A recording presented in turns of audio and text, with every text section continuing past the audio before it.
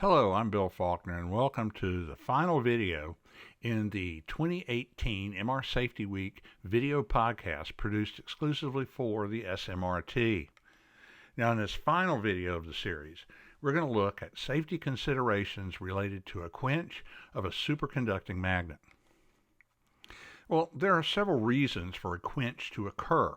There can be a spontaneous quench for which one may never actually determine the cause. And anytime service is being performed on a cold head, pump, or related components of an MRI magnet itself, there is an increased likelihood of a quench, just as there would be if a magnet is being ramped up or down. A superconducting magnet can be quenched by MR personnel if necessary. For example, if someone is pinned up against a magnet by a ferromagnetic object. In the event of a fire in the scan room, quenching the magnet should not be the first choice, and we're going to discuss this in more detail shortly. However, if a firefighter insists on entering the scan room with their ferrous items, then the magnet would need to be quenched before they could safely enter. Now, in the event of a spontaneous or unplanned quench, the scan room should be evacuated immediately and the area secured. In the event that the primary ventilation system would fail, helium gas can easily and quickly fill the scan room. Helium will displace oxygen, so asphyxiation is possible when breathing only helium. Additionally, as helium fills the scan room, increased pressure on an inward swinging door can result in personnel not being able to open the door. Helium, you may recall, expands approximately 750 to 1. This means 1 liter of liquid helium will expand to 750 liters of helium gas. Magnet systems today can contain up to 1,000 liquid liters of helium. This means that should the liquid helium boil and expand, there would be over 750,000 liters of helium gas quickly filling the scan room and increasing the pressure on the scan room door that would prevent someone from opening the door. The photo on the right was taken from inside a scan room following a quench where the primary vent system failed. A patient was in the scanner undergoing an exam of the lumbar spine at the time, and for some unknown reason, the system quenched. The primary ventilation ducts immediately collapsed and all of the helium vented into the scan room. As soon as this occurred, the scanning technologist obviously immediately proceeded to open the scan room door in order to get the patient out, but because of the increased pressure from within the scan room, he was not able to open their inward swinging scan room door. Another technologist scanning on an adjacent scanner came over, grabbed a chair, and threw it through the scan room window, breaking the glass. They were then able to get the door open and try to get the patient out of the room. Now, the patient was understandably panicked and was trying to get herself out of the magnet. The technologist reached the patient, trying to help her off the table, but because of the helium cloud, neither the patient nor the technologist could see anything, including the exit door. Not being able to see the scan room door, they both became trapped in a corner of the scan room. Another technologist crawled into the scan room and was able to get them down to the floor and then out of the room. Both the patient and the technologist were checked for frostbite, and the patient's eardrums were determined to be ruptured. The pressure change inside the scan room was so great that before they were able to break the scan room window, the wall of the scan room was pushed outward some 2 inches. In this photo, you can see where the wall has separated from the ceiling.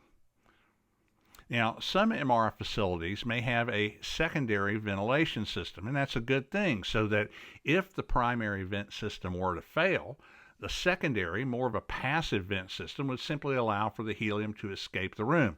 Obviously, this facility did not have such a secondary ventilation system.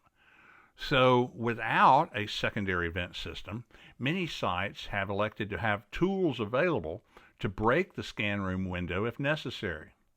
Here you see on the left a photo of one of these tools. In this case, it happens to be a Louisville slugger. Purposefully quenching a magnet should be done only in circumstances which are well defined by site policies and procedures.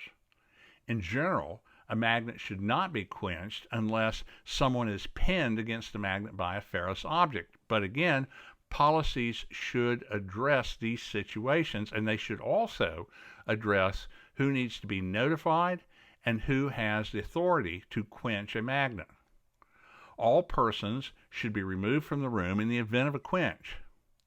Annual MR safety training for Level 1 and Level 2 personnel should address the site's quench policies. It's also wise to have the quench pipes inspected and the ductwork inspected as well annually to ensure they are both patent and intact. Now, with regard to a fire in the MRI scan room, as I said before, a quench may not be the best option. And again, we'll show you why in a little bit.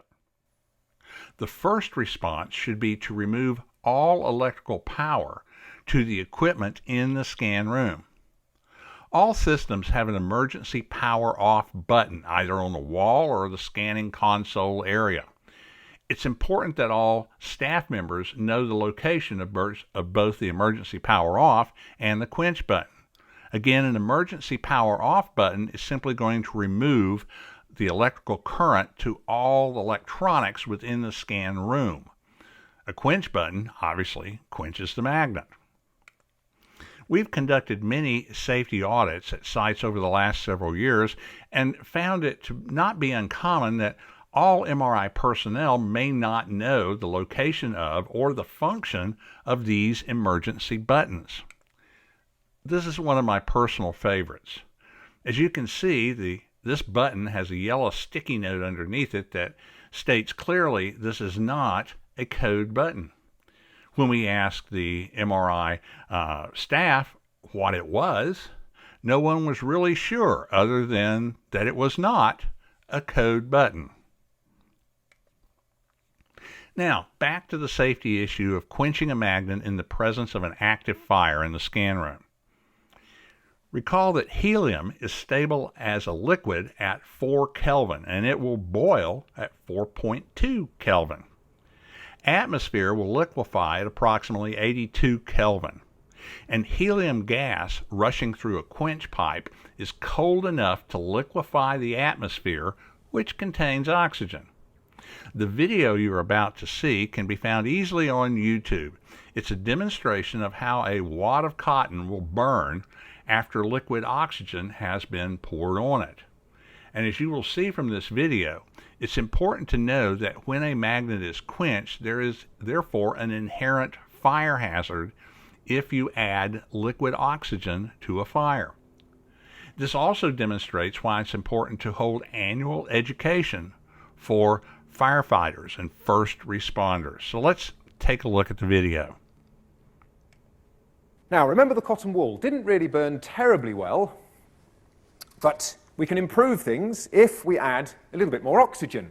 So the cotton wool initially was just burning in the air, using the oxygen from the air. If we add some more oxygen to this, so this is now concentrated oxygen in the form of liquid oxygen, we should be able to get it to burn a little bit more vigorously.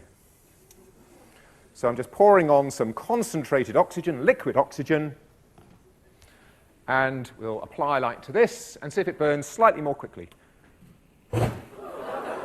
Yeah, I believe it did. Now, let's take a look at a video of a planned quench of an MRI system that is in the process of being deinstalled. The quench goes as it should. You will see in the lower right-hand corner of the main frame the outside vent on the roof. You will notice also in the main frame of the video that a small amount of helium is venting into the scan room. However, Keep your eye on the incandescent light fixture in the upper left corner here in the main frame.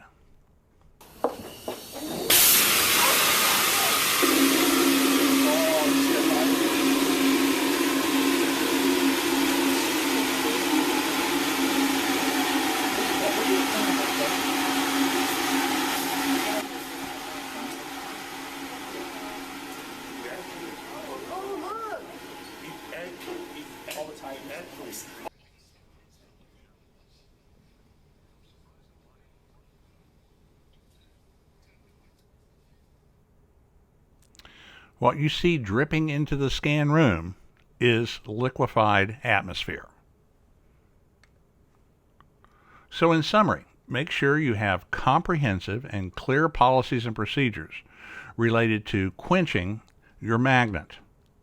Make sure that security and facilities know that a Level 2 MR personnel must be involved in the decision to quench a magnet.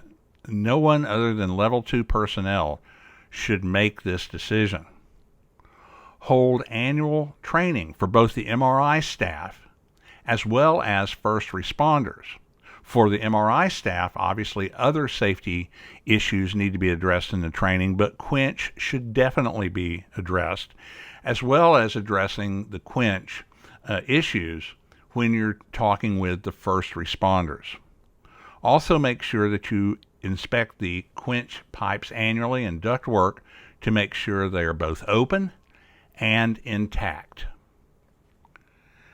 And that brings us to the end of this video, as well as to the end of the SMRT's 2018 Safety Week video podcast.